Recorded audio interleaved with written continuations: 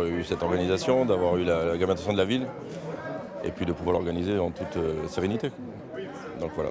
Et d'accueillir. Quels artistes sont passés alors pour l'instant Il y a eu déjà le premier soir chez Lasso qui est venu direct, très électrique, qui est monté directement sur scène avec les musiciens d'Iberic Abadou.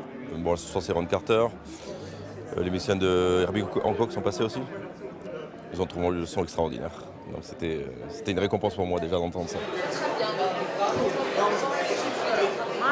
C'est Donald Baker, s'il vous plaît, le piano.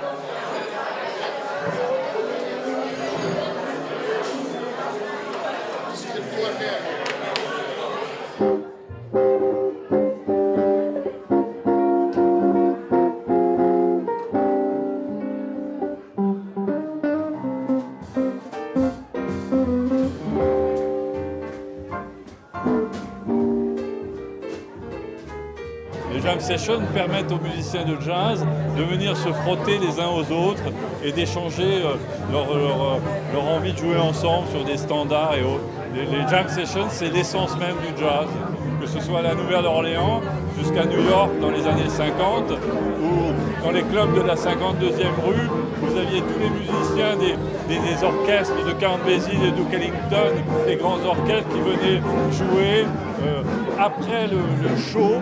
Il y a Autumn Leaves, en français les feuilles mortes, vous avez Milestone qui sont des standards de jazz. Alors il y en a qui ont été enregistrés, il y en a des fameuses qu'on retrouve sur le disque, et puis il y en a qui sont restés, j'allais dire, dans l'ombre et que tout amateur de jazz aimerait bien trouver un jour parce que ce sont des jam sessions un peu pirates et qui sont historiques. Elles existent.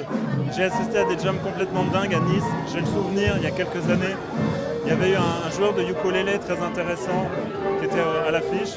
Et ce type avait jammé avec un ensemble sur des standards de jazz avec son ukulélé. C'était très impressionnant. Et rien que pour ça, je suis heureux qu'il existe des jam sessions dans un festival, puisque vous avez des gens d'horizons totalement différents qui arrivent à communiquer sur un répertoire commun, avec des instruments complètement insolites parfois.